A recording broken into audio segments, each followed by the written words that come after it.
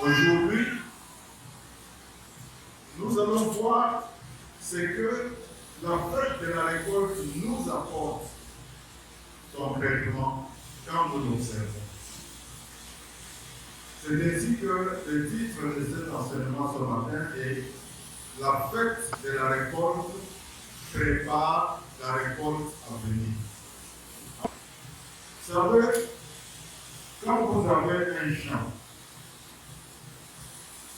de maïs et que vous êtes un agriculteur qui commercialise particulièrement le maïs, quand vous récoltez votre maïs, si vous mangez toute la récolte, l'année suivante, vous n'aurez plus rien. Donc la récolte que vous venez de faire, la moisson de maïs que vous venez de faire, devra vous préparer également à l'année suivante. Vous mettrez de côté une partie des semences pour pouvoir cultiver le maïs que vous aurez à récolter l'année suivante. Il en est de même de notre vie de tous les jours. Nous allons commencer par lire dans l'évangile de Luc, le chapitre 17, versets 11 à 19. Jésus, se rendant à Jérusalem, passait entre la Samarie et la Galilée. Comme il entrait dans un village, 10 lépreux vinrent à sa rencontre. Se tenant à distance, ils élevèrent la voix et dirent « Jésus, Maître, aie pitié de nous. » Dès qu'il les eut vus, il leur dit « Allez vous montrer au sacrificateur. » Et pendant qu'ils y allaient, il arriva qu'ils furent guéris. L'un d'eux, se voyant guéri, revint sur ses pas, glorifiant Dieu à haute voix. Il tomba sur sa face aux pieds de Jésus et lui rendit grâce. C'était un Samaritain. Jésus, prenant la parole, dit « Les 10 n'ont-ils pas été guéris? Et les 9 autres, où sont-ils? Ne s'est-il trouvé que cet étranger pour revenir et donner gloire à Dieu? » Puis il lui dit, lève-toi, va, ta foi t'a sauvé. Voyez, la raison pour laquelle nous avons lu ce passage, c'est que la fête de la récolte, c'est un moment idéal pour rentrer auprès de Dieu, pour revenir auprès de Dieu et lui dire merci pour tout ce qu'il a fait pour nous tout au long de la dernière année. Donc c'est un moment idéal pour nous pour revenir au pied de Dieu, pour rentrer auprès de Dieu et lui dire merci. Merci pour ce que tu as fait dans ma vie, merci pour ce que tu m'as donné, merci pour ce que je suis, grâce à toi. C'est le moment que Dieu a disposé pour nous, pour que nous lui rendions grâce et que nous le glorifions solennellement. Nos actions de grâce glorifient Dieu comme celui qui est venu rendre grâce à Dieu en glorifiant Dieu.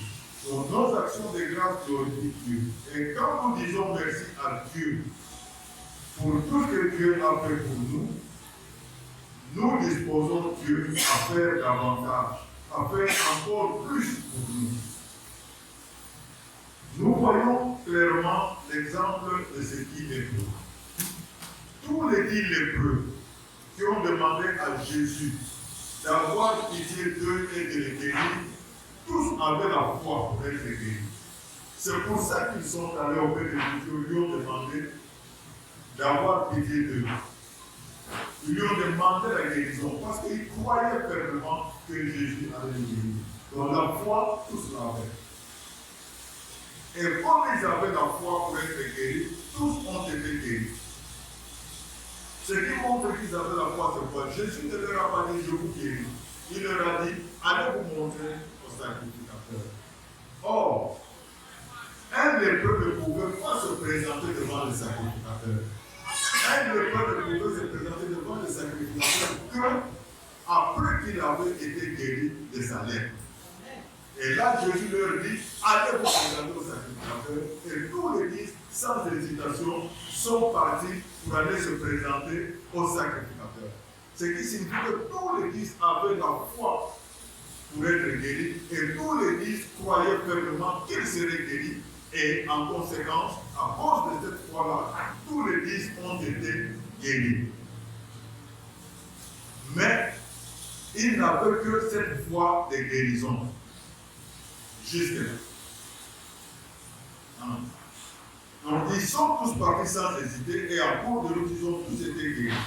Alors, ils ont certainement, dont les 9 autres, ont certainement continué leur chemin pour aller jusqu'auprès des sacrificateurs, pour dire aux sacrificateurs, voilà, nous étions hébreux, nous ne le sommes plus, nous avons été guéris. Donc, tous ont continué leur chemin, sauf un. Sauf un qui a compris une chose importante, c'est que c'est Dieu qui l'a guéri. Et que c'est à Dieu qu'il faut dire merci, c'est à Dieu qu'il faut rendre des actions de grâce et qu'il faut le faire sans hésiter. Et cet unique ex-lépreux, je l'appelle ex-lépreux parce qu'il était plus lépreux au moment où il rentrait auprès de Jésus. Donc cet unique ex-lépreux a décidé volontairement. C'est pour ça que la fête de la récolte, c'est une offrande volontaire. Il a décidé volontairement de rentrer auprès de Jésus pour lui dire merci pour sa guérison. Parce qu'il savait clairement d'où lui venait sa guérison. Et c'est le geste qu'il a fait, cette action de grâce qu'il est venu rendre auprès de Jésus, cet acte de remerciement qu'il a accompli, lui a apporté un plus. Donc ça lui a apporté une valeur ajoutée à ce qu'il avait déjà reçu. Ça lui a permis de récolter autre chose que les 9 autres ex-lépreux. Tous les 10 ont reçu la guérison. Tous les 10 ont fait la récolte de la guérison. Tous les 10 ont récolté la guérison. Mais il n'y a qu'un seul qui a récolté plus que la guérison.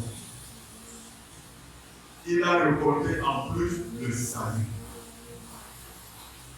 Les autres étaient guéris.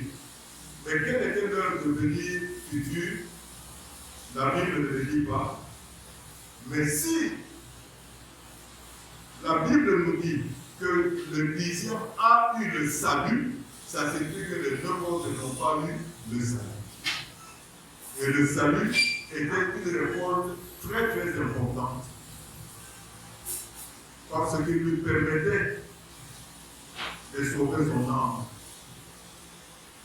Il valait mieux encore mourir lépreux et sauvé pour être auprès du Seigneur que de mourir non lépreux, non sauvé et être auprès de notre ennemi commun.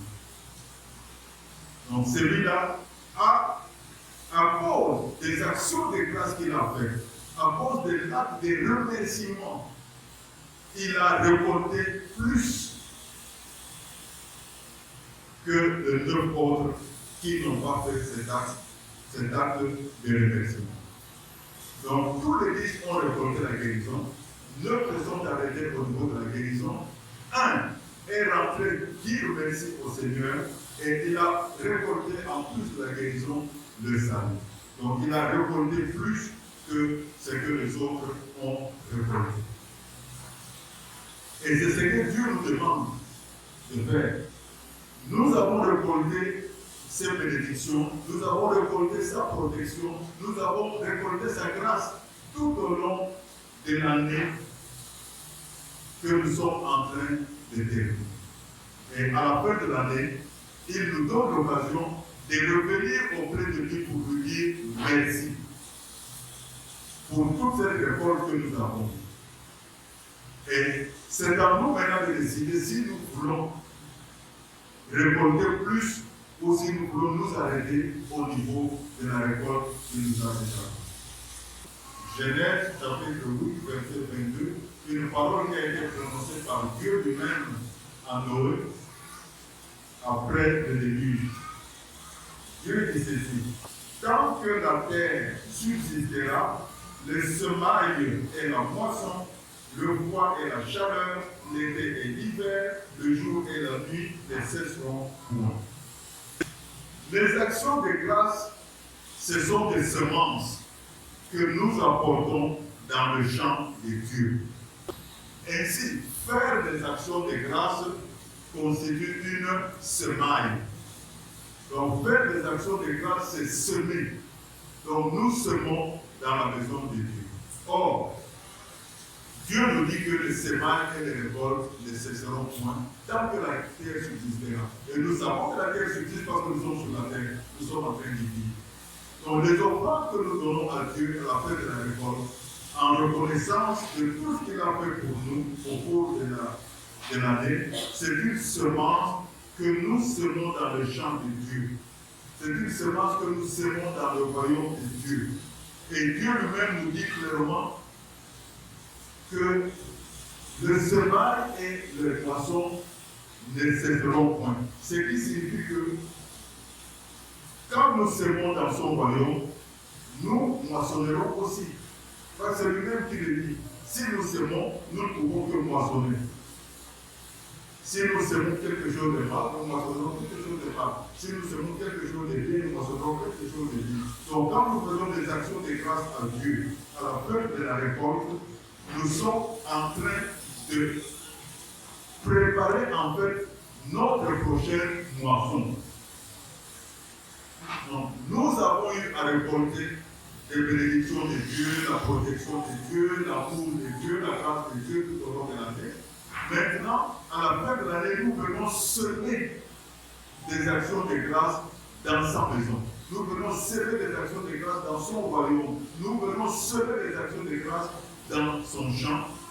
Mais nous devons nous attendre à pouvoir moissonner. Donc les actions de grâce que nous semons, nous sommes en réalité en train de préparer la prochaine moisson. Donc nous ne nous limiterons pas seulement au niveau que nous avons reçu cette année, mais nous aurons plus parce que nous avons semé. Donc nous aurons à récolter autre chose. Donc, si nous disons merci à Dieu pour ce qu'il a déjà fait pour nous, il fera pour nous encore plus que ce qu'il a fait. Mais si nous ne lui disons pas merci pour ce qu'il a fait pour nous, il ne fera pas pour nous plus que ce qu'il a déjà fait. Il nous laissera à ce niveau. Donc la fête de la récolte prépare ainsi la récolte à venir. Nous allons terminer avec Luc chapitre 6, verset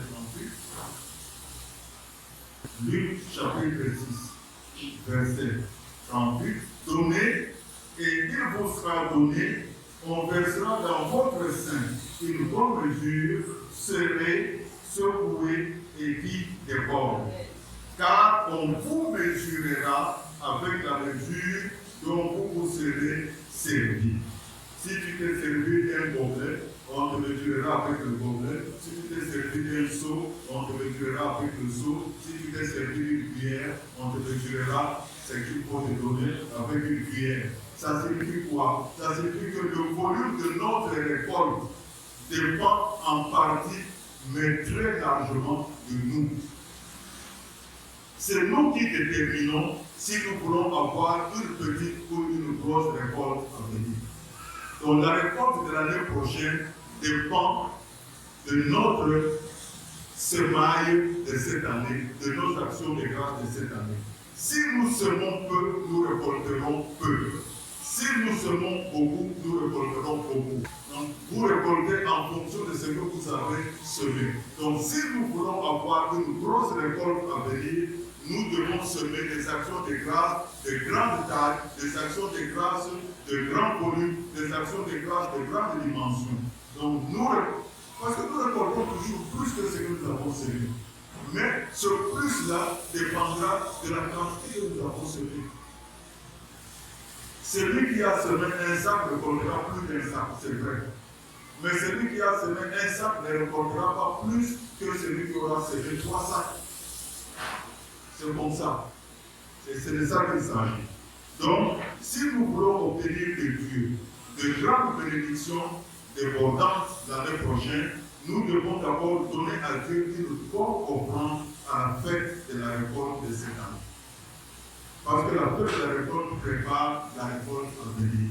Donc, qu'est-ce que nous voulons obtenir? Peu de jours ou beaucoup de choses, c'est à nous de décider. Chacun décide en son âme et conscience, volontairement, du volume de sa récolte à venir. S'il veut récolter peu, il sème peu. S'il veut récolter beaucoup, il sème beaucoup.